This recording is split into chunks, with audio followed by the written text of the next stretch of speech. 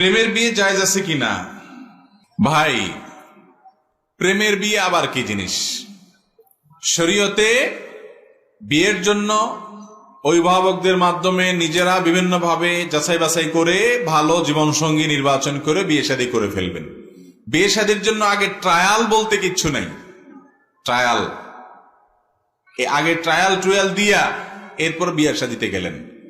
এগুলো কখনো আমাদের সংসারকে সুখী করতে হারামে আল্লাহ তাআলা আরাম রাখেন নাই। ভাই, বিয়ের আগে আপনি যারা বিয়ে করবেন চিন্তা করছেন, এর সাথে ইটিস পিটিস করে আকাম কুকাম করে মোবাইলে ফেসবুকে মেসেঞ্জারে এরপরে আরে বিয়ে করলেন। অনেকে আবার প্রশ্ন করে যে বিয়ের নিয়তে করলে বোধহয় জায়েজ আছে।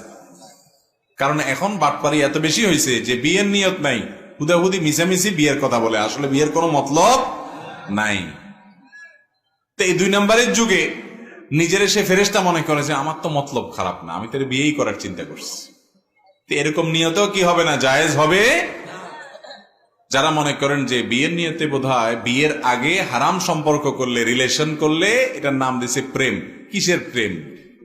প্রেম তো হলো বিয়ের পরে স্বামী স্ত্রীর সাথে যেটা হয়, ওইটার নাম কি? এটা হলো 2 নম্বরই। এটা যদি প্রেম হয় তাহলে 2 নম্বরই কারে বলে?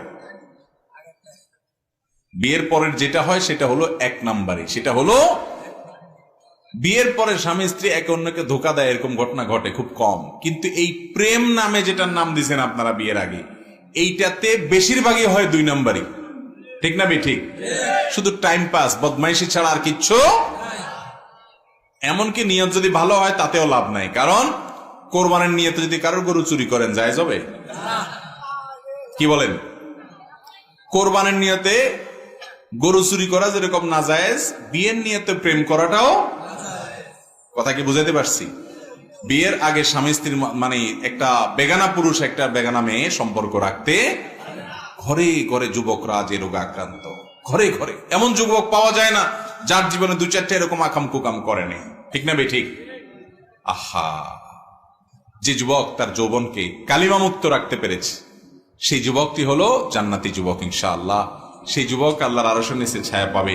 সে যুবক বুক চেতিয়ে বলতে পারবে আমার চরিত্রে কখনো কালিমা লাগতে পারে নাই, অথবা কালিমা লেগেছে, আল্লাহর ভয় আসার সঙ্গে সঙ্গে আমি ফেরত এসেছি, আর কখনো আমি সেখানে ব্যাক করতে পারি নাই।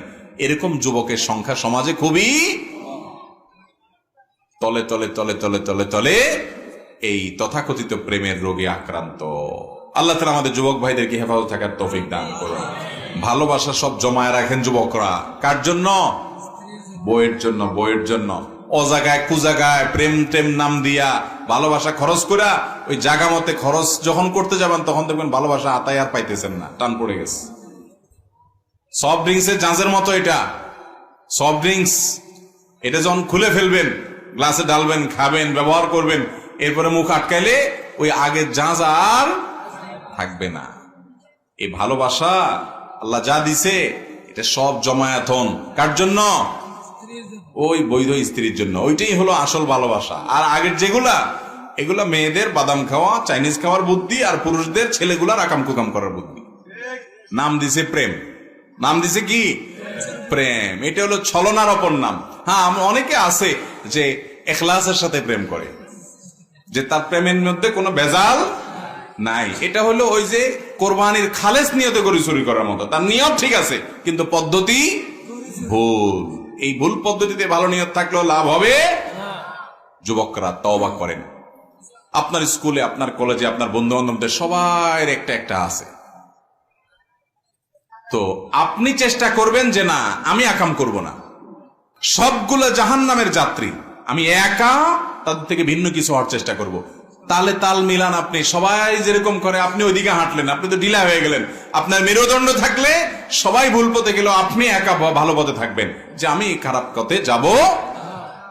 এই যুগে যুবকদের সবচেয়ে বড় ফেরেশতা হওয়ার প্রমাণ হলো তার এরকম কোনো কুসম্পর্ক নাই। আল্লাহ আমাদের যুবক ভাইদের চরিত্রগুলোকে হেফাজতে রাখার তৌফিক দান করুন। আর যত আকাম কুকাম আছে সম্পর্ক, এগুলো সব ছিন্ন করবো তো ইনশাআল্লাহ। যারা ছিন্ন করবেন নিয়ত করছেন হাত তোলেন।